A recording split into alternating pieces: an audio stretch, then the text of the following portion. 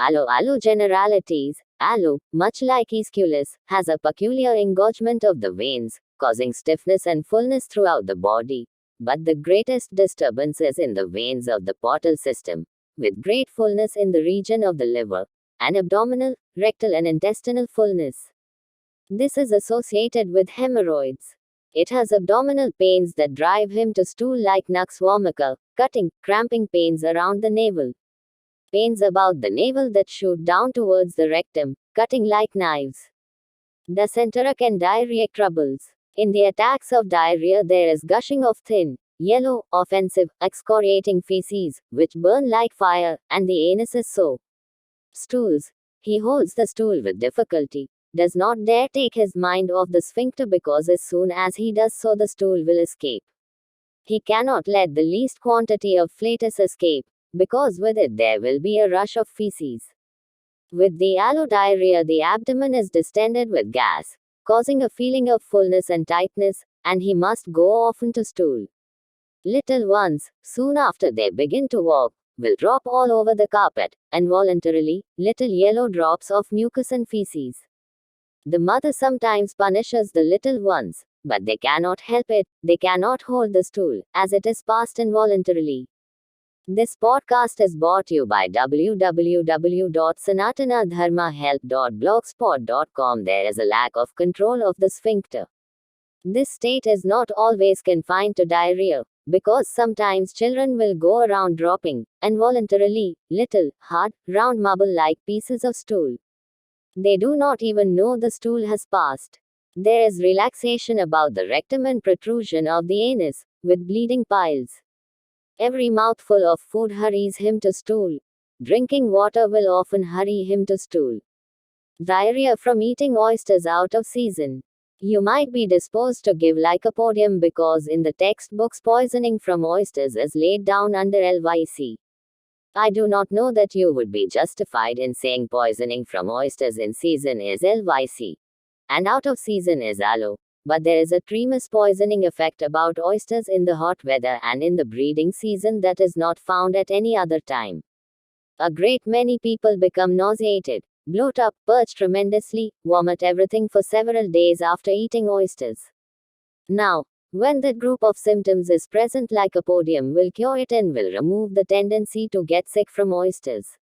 But if you notice those who get sick have a cholera-like trouble from eating oysters in the hot season, you will find that is where ALOE is the remedy. Relations.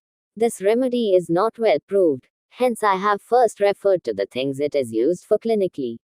It is more nearly related to sulphur in its venous condition than to any other remedy. If you study together, side by side, Kali Bai, sulphur and ALOE, you will be astonished at their wonderful relation to the stomach and bowels. This podcast is brought to you by www.sanatanadharmahelp.blogspot.com. Mind. Among the few mental symptoms we notice, she knew she would die in a week. Life is a burden, disinclined to move. Very little is brought out by which we can distinguish it. Only a few things common to many remedies are given. The ALOE patient is extremely excitable when under the influence of pain, and the pains are generally in the abdomen. Colic-like pains, flatulent pains in the abdomen, that drive to despair, becomes extremely irritable and excited in his attacks of colic. A little symptom that is somewhat striking is, hates people, repels everyone. Head. The head congestion, which occurs during the bowel disturbance, is a sort of venous stasis such as is found in the portal system. Headache across forehead. Headaches aggravated from heat, ameliorated from cold applications. Aggravation from heat and relief from cold runs through ALOE. He wants to be in a cool room, feels hot and flushed. The skin is often hot and dry. He wants to be uncovered at night in bed.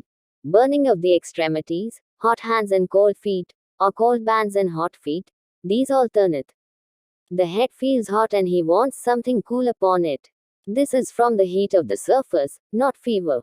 Sensation of heat in the surface, feeling of congestion and fullness of the surface of the body, fullness and engorged veins all over the body. Bleedings are common in this remedy. Venous oozings from the nose, the bowels, the bladder, bleeding in general. The veins become varicose and the skin is hot. Much heat in the orifices of the body. The eyes, mouth and throat are hot and burn. There is a sensation of dryness, burning and excoriation about the anus. Stomach and bowels. Under eating and drinking, we find, soon after supper, growling in abdomen. There are colicky pains in the bowels from eating and drinking when there is no diarrhea, even when there is a state of constipation. This remedy is useful for the complaints of old beer drinkers. Diarrhea brought on from drinking beer. In persons who have a diarrhea every time they drink beer, you will most likely find that aloe will agree with the symptoms, but sometimes it will be kali bai, for these two remedies are very similar as to their stomach and bowel symptoms. Belching with oppression of stomach. Here is another instance of the tendency to capillary and venous engorgement. Vomiting of blood, and blood from the bowels. There is much pain in the hepatic region, burning and heat, etc. Mostly in the right hypochondrium you will find distention and fullness. It is preeminently a liver medicine. It is not as deep in its action as sulfur. You will often find that aloe will serve as a palliative when it will have to be followed by sulfur, sulf. AC. Kali bai. Or sepia, the medicines that follow aloe and are complementary to it, finishing its work. Aloe will make a good beginning in these liver troubles when there are great fullness, distension, stitching pains in the region of the liver and a dry, hot, burning skin, with no increase of temperature. Fever and skin. Aloe has some fever, but the sensation of heat of the skin and dryness is without fever and is such as is found in psoriatic patients. The proving has not been sufficiently extensive to demonstrate whether aloe produces eruption to any extent or not, but if such could be proved, this would place it among the antipsorics. It is not a deep long-acting constitutional remedy like sulfur, and yet it is not so short-acting as aconite or belladonna. Complaints come on only with a moderate degree of rapidity. It may be associated very well with bryonia. Bryonia does not go so deeply into the life substance as sulfur. Fullness and distension. Perhaps one of the most striking features of the abdominal state is the fullness, distension and rumbling. It seems as if the abdomen would burst and the rumbling is so great that it can be heard by anyone in the room. It keeps on one continuous gurgling. The stool gurgles out with a noisy rumbling, like water out of a bunghole. The text of the earlier writers speaks of it as a sputtering, for while the stool is passing out it is accompanied by much flatus which gurgles and sputters. The abdomen seems to be as much distended as ever even after great quantities of flatus have passed. There is no relief. The pain is especially felt across the abdomen, about the hips. Great distension as if the abdomen would burst across the transverse colon, and also in the ascending and descending colon. Pain, gurgling, rumbling, heaviness, and feeling of pressure outwards. Twisting and griping pain in the upper abdomen, around the navel, compelling him to sit bent up, which relieves. Feeling of weakness in abdomen as if diarrhea would result. The weakness is sometimes very great, so much so that he is compelled to go to bed with the diarrhea, and you will often mistake it for podophyllum, so great is the exhaustion. Pod. Has great distension, tremendous gushing, much flatulence, great rumbling in the bowel, and the trouble comes on at 4 o'clock in the morning. Aloe is like sulf, again, in that it drives him out of bed in the early morning with diarrhea. And there are times when he puts the feet out from beneath the covers to cool them off. The soles of the feet burn and he uncovers them. Griping in the abdomen, feeling of weakness in the abdomen. Painfulness in whole abdomen, especially in sides and along both sides of navel. So sensitive is the abdomen that he can find no comfortable position. Dull. Abdominal pain is after taking cold, morning and evening repeatedly. Female.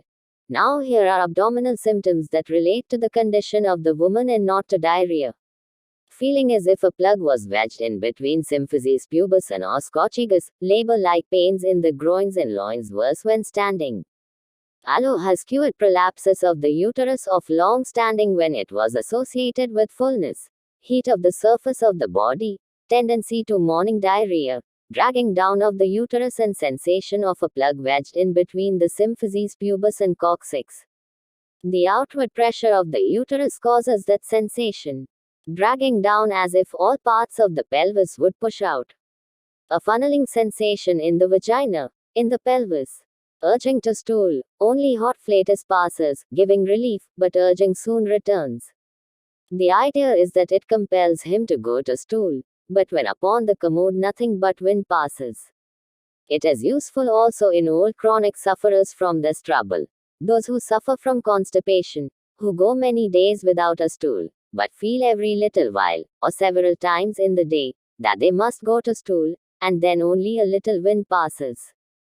Natrum sulph will commonly overcome that state very. This podcast is brought to you by www.sanatanadharmahelp.blogspot.com. Lumpy, watery stool. That is a strong feature of aloe. Hard lumps mingled with a watery stool. The lumps are in the water or in the liquid feces.